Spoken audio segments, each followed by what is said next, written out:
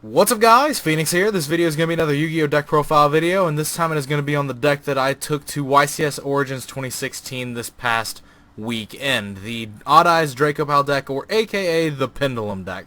I see a lot of people just prefer to call it the Pendulum deck. I personally like to refer to it as Odd Eyes Draco-Pals, or just Draco-Pals in general, because it's a little bit more descriptive of like what the deck is about and what it includes, because like just calling it the Pendulum deck is very generic, very bland.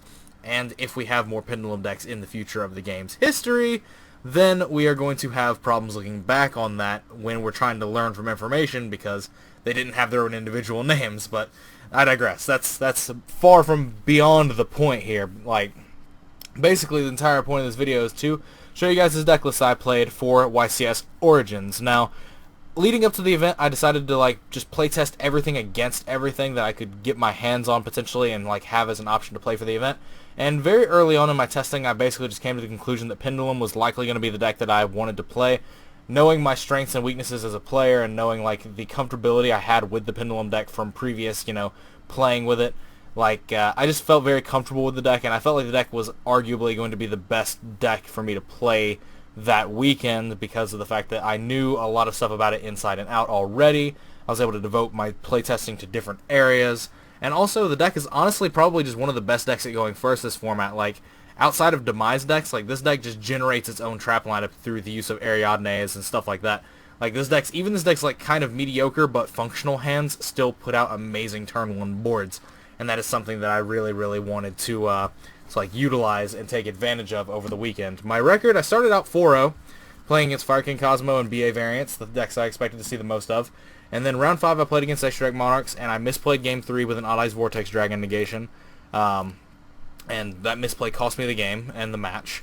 And then round 6 I bricked with the exact same hand, with like the only variation being 1 card twice in a row, and lost to bricks. And then round 7 I played against Domain Monarchs. In game 3 I had like 12 cards in my deck that I could have drawn to out Domain, going second, game 3, and I just didn't draw any of them. So literally I lost to like the perfect trifecta of Yu-Gi-Oh losses. I lost to my own misplay, I lost to bricking, very rarely, but just in the worst possible place, and then I lost to being floodgated out game 3 in a match that I could have probably won had the floodgate not existed. In fact, definitely could have won if he didn't have Domain up, but I digress. That's how Yu-Gi-Oh works. The misplay I could probably explain a little bit more in detail later, but as of right now I just want to jump into the list because this is like already a 3-minute long video and I haven't even shown you cards yet. But anyway, I feel like there's a gross misunderstanding of this deck of how people think that it can't go second. I think that's not true at all. If you know what you're doing, you're very capable of going second actually, and potentially doing things based off the hand. But anyway, deck list is 3 Sorcerer, 1 Monkey Board, 1 Joker, just the standard stuff. 2 second donkeys just to be extra copies of Joker, and also being able to Pendulum summon it alongside Sorcerer and potentially search up to 3 cards is very powerful. 1 Gets Turtle, 2 Lizard Draws, and then 1 Light Phoenix and 1 Odd Eyes Unicorn for Sky Iris targets. That is 12 Performer Pals. For the Draco Slayer engine, I played 1 Luster, Triple Master, 1 Vector, and 1 Lecter. Now twice, the 2 times that I bricked round 6, was because my hand was Draco Face-Off, Lecter Pendulum, Vector Pendulum, and 2 traps against Fire King Cosmo. So like that was just the problem, was that I drew Face-Off and these twice in a row, which is kind of suspect, but hey, like variance happens in Yu-Gi-Oh! Like, can't really complain about it too much, especially when I'm playing a deck that's actually very high variance. When it comes to like, there's a lot of just choice 1-ofs in this deck that you want to get to, but anyway. 3 Magical Abductor, this is easily like the best card in the decks. If it's second to only any card, it's going to be like Sorcerer. Like between these 2 cards, these are easily the best cards in the deck. This is arguably the best one in general, just because of the fact that it accesses more, and like opening this plus Terraforming is typically usually an auto win, especially if you already have another combo piece like say a Luster or a Joker or a Sorcerer. Like if you already have one of those cards, like you are able to search another piece. If you have Ariadne, it's even better. Like, just having this with like Painful Decisions, with Terraforming or Sky Iris is just huge. Whenever you resolve this, you really go really far ahead in the game. And also just being able to leave it up and like have your opponent activate spells that fuels your Pendulum cards in the future of the game is also just very strong. 2 Guiding Ariadne because I played counter traps. I didn't feel like 3 was needed. You usually only resolve it twice anyway, so I felt like 2 was just fine. I played 2 copies of Arch Phoenix Centric. This is probably actually going to get cut to 1 because it was very weak. The only reason I decided to play 2 was because I decided to main the 2 copies of Magispectre Unicorn Kieran. I expected a lot of BAPK variants to be there, and I was right, and this was very, very much the nut game 1. I won I won a lot of game 1s that I probably shouldn't have won just because this card was in my main deck. And the reason there's 2 of this is because I wanted another high scale that I could use to Pendulum Summon this, because I only play 1 Unicorn of the Odd Eyes cards. But this card was honestly just really weak. You can typically search it off of Magical Abductor whenever it is needed, and just having it in your hand is not really a good combo piece. So either the Kierans are probably going to get allocated back to the side deck, and I'm just going to trim down on this, or I'm just going to trim out one of these and put in a second Odd Eyes Unicorn, because once you actually have to use it as the high scale of Sky Iris, and then you pop it with Joker to do your Pot of Greed play with your Turtle Lizard draw, if you don't have access to another Unicorn in your deck to set your scale at 8, it becomes really difficult for you to drop this, especially if you cut Arch Phoenix Centric to 1. So there is that as a potential problem. This entire deck can just be adapted with and stuff. There's a lot of different theories that you cannot use and operate with this deck. But anyway, that was 27 monsters. For spells, 2 Skyris, 2 Terraforming. I just felt like this was the best ratio because you want to see it, but you don't want to see too many multiples of it. And I'm also siding field spells, so having 2 Terraformings in the main just makes your side deck games a little bit stronger because of the fact that those field spells are basically floodgates, and so this can be an engine card when you need it to be an engine card, or it can be a floodgate when your hand is already pretty much set up. 1 Odd Eyes Fusion. I resolved the Shaddoll Fusion type effect of this thing more times than I actually expected to in testing. I almost didn't play the extra deck cards to make it Shaddoll Fusion, but it actually just happened twice, and it 100% stole me games because it just happened.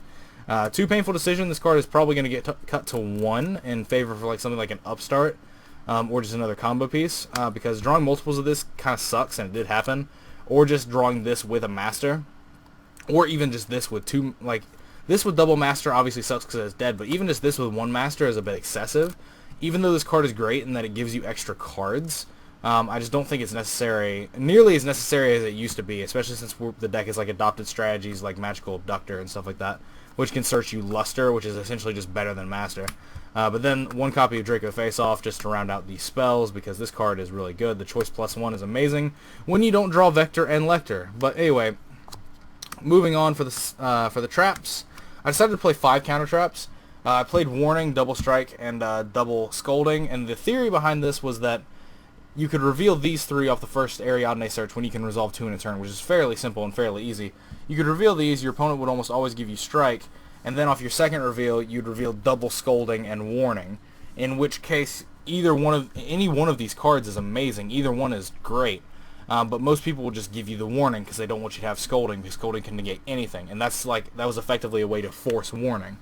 But even if they did give you Scolding, that's great. They gave you Scolding. You just use the Strike on literally the first thing you see, and then the Scolding's live to negate anything else. But honestly, this card was actually really underwhelming. And honestly, I think that 5 counter traps is probably a bit too many. I would probably cut it to 4, which means the first card that would be taken out is a Scolding. So there might be, merit in running Warning, Double Strike, and 1 Scolding, or just running Triple Strike. I really like Scolding as a card, and some players will just give you this card if you reveal these 3. It's really weird. I think I'm just going to open myself up to that variance and just play the Scolding, the 1 Scolding, and just see where it gets me. Because some players literally just do give you the Scolding. It's okay, do you know what this card does? But I digress. This extra deck is really tight because of the fact that you have to run 3 mini engines in it, which leaves you with 5 cards to actually play around with. But first of the mini engines is the Odd Eyes Fusion package, which lets you have Vortex, Odd Eyes Rebellion, and Meteor Burst. I played Meteor Burst because I do side Veilers, and that Veiler is searchable off of Magical Abductor, thus allowing you to potentially, synchro with Monkey Board that you Pendulum Summoned, or a Kieran that you Pendulum Summoned, or Normal Summon, and make Odd Eyes Meteor Burst Dragon. That way, this card can actually have utility, an actual option to make outside of just being a dead card in my extra deck because I'm trying to resolve Shaddoll Fusion off Odd Eyes Fusion.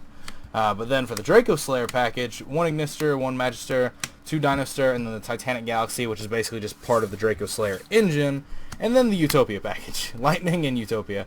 just to deal with Cosmo ships when your Ignister is gone, or if you just don't have Luster in circulation. And then for the 5 cards that you're just like allowed to play around with in terms of slots, 1 Castel, 1 Diamond Dire for just generic removal, Digesto Emerald to shuffle back your like powerful cards like Utopia, Utopia Lightning, and Ignister and stuff like that. And then double Dweller. Like, I shotgun Dweller with this deck literally every time I can going first. Like, if I'm able to make Titanic Galaxy Dweller, then I do 100% of the time, because making first turn Dweller is just amazing against every deck in the format right now. Against BA variants, that's obvious. Against Mermail, that's obvious. Against Cosmo, Fire King Cosmo variants, they literally can't pop off a Fire King Island and get their effects, so the entire purpose of their deck is dead. They can't combo up, and they're not playing traps in any sort of threatening quantity, so their deck is basically just irrelevant. And then against Monarchs, if they Pantheism Prime you, like, this just makes that to where that can't happen. Like, they just can't Pantheism Prime for like the pluses all over the place. They can't Idea Effect, they can't Pantheism from Grave, they can't Prime from Grave, they can't do all that sort of nonsense, and that actually just allows you to keep them from amassing huge amounts of advantage over you while they're playing a deck that does nothing but Tribute Summon and access the extra deck, so stuff like that. But for the side deck, I played 2 Max C and 1 Veiler as hand traps. Veiler is searchable off Abductor, so I didn't feel like I needed to play more than one. If I were going to play more than one, it would be because they were in the main deck.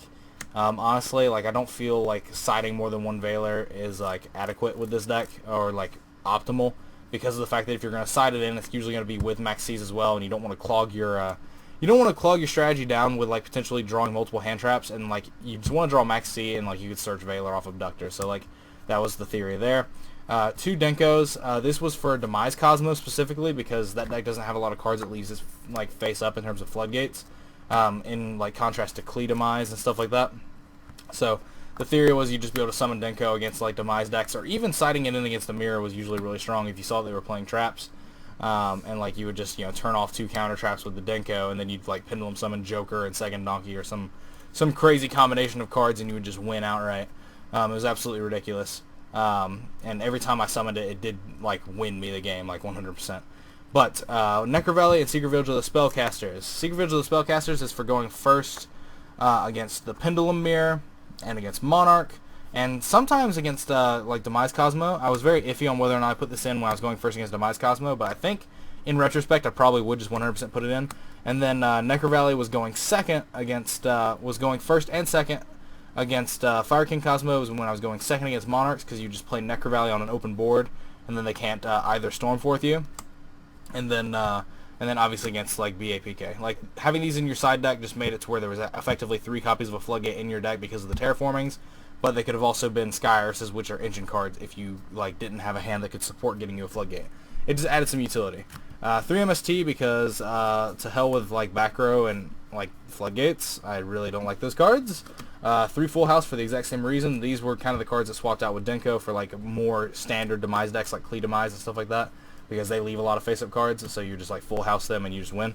And then 2 copies of Imperial Iron Wall. Now these were Chaos Hunters going up into the event, but for the same reason that like I didn't want to play like a lot of Kirans, is the same reason I didn't want to play Chaos Hunter. I would probably side Chaos Hunters if I was playing 2 copies of Odd Eyes Unicorn in my main deck, because of the fact that I can reliably have a second shot at like an 8 scale, at a scale that's properly, you know, able to summon it.